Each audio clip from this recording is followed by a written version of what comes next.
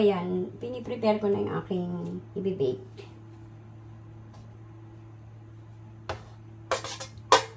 Ay naku, wala pa yung mga yun. Pag talaga inasahan mo yun sila, late talagang dadating. Itong si Emilia, sabi-sabi, alas 8 andito na. Anong oras na? Alas 10 na.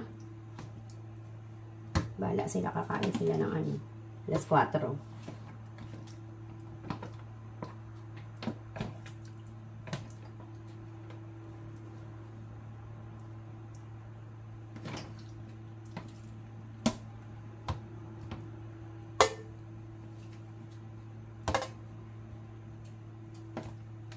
Hindi ba off ni Ate Tess? Good morning, Admin Donna. Merry Christmas. Tara.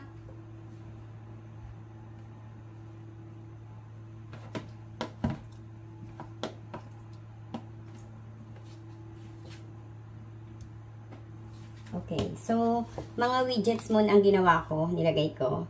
And then yung chicken wing, yung isang part ng chicken wings, iibahin ko din yung ano, yung lagay para maganda. Bakit hindi mo off?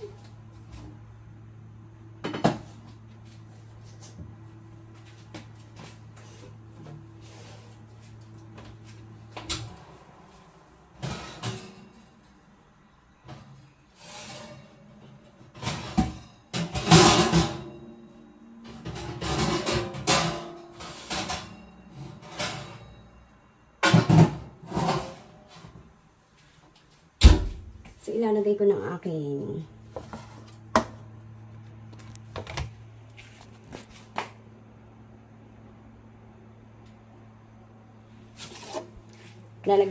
aking bake. Ibibake ko na siya. Yan ang aking ibibake na chicken wings. Yung, anong tawag dyan? Midgets na wings. Yan.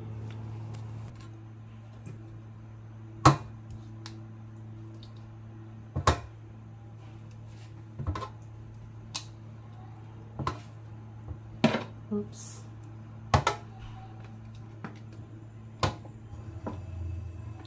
Ay, ito na.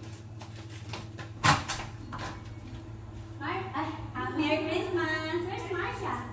Marsha's still outside. Oh, Merry Christmas!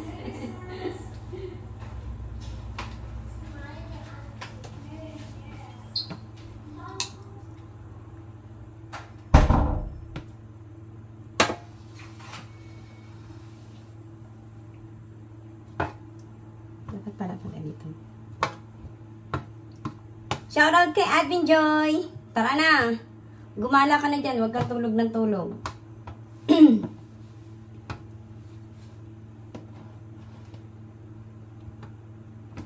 Kumusta naman ang Pasko nyo, guys? Maulan ba dyan sa Pinas? Sa SG din maulan. Kagabi umuulan. Buti nga tumila na eh. Alam siguro ng panahon na yung mga Inday magagala.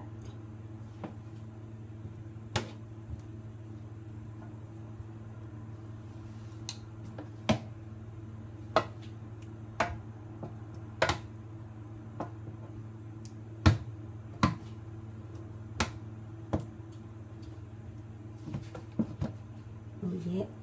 Ang dami pala nito.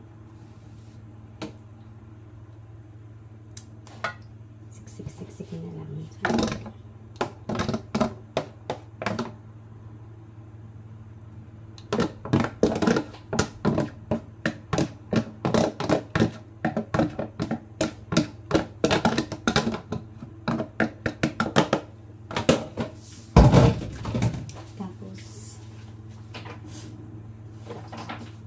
Duduran pa natin ang chili flakes para may sipa. Yung isa walang ganong chili flakes ako nilagay. Ito, damihan natin. And then,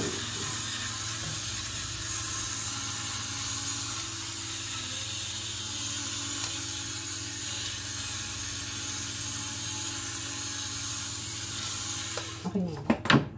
Tilagay na natin ulit sa oven. Yun lang. Hindi kasi na-open namin.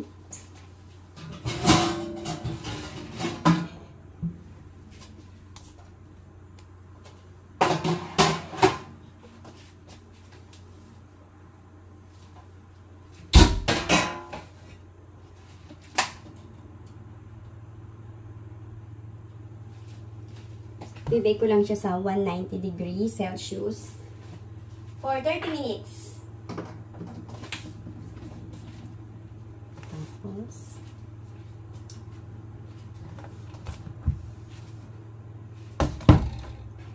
and then, mag-start naman tayo sa ating bihon. Lagay ko muna to. Mamaya na ang Shanghai. Masarap kainin ng Shanghai kapag crunchy. Kapag bagong luto. For the meantime, ating... Basta may ating fish bowl.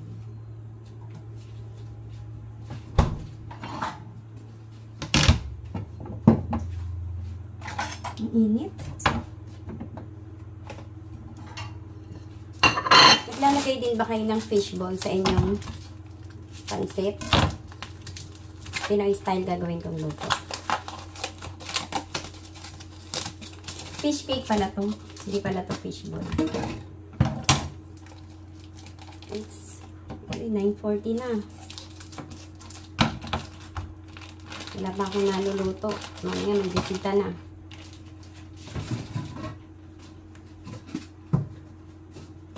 Nakaluto naman ako ng kanin.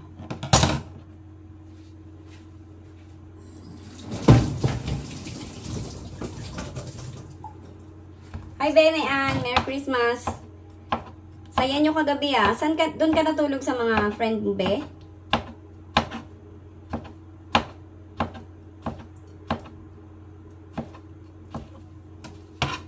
Merry Christmas. So, ayan, hihiwain ko naman yung aking fish cake para sa pansit. Ito lang ang handa ko. Ito lang ang handa namin. Simple lang.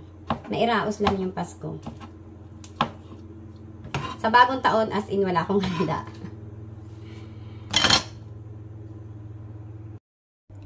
Magbibake ako guys ng sea bass fillet. So, ang mga ingredients niyan, kamatis, luya, tapos sili, tsaka spring onion, and then light sauce, sesame oil, tsaka paminta. So, may isa akong bisita na hindi siya nakain ng chicken, bawal sa kanya kasi may allergy siya. So, nag-replace ako ng sea bass fillet. So, i-bake ko siya.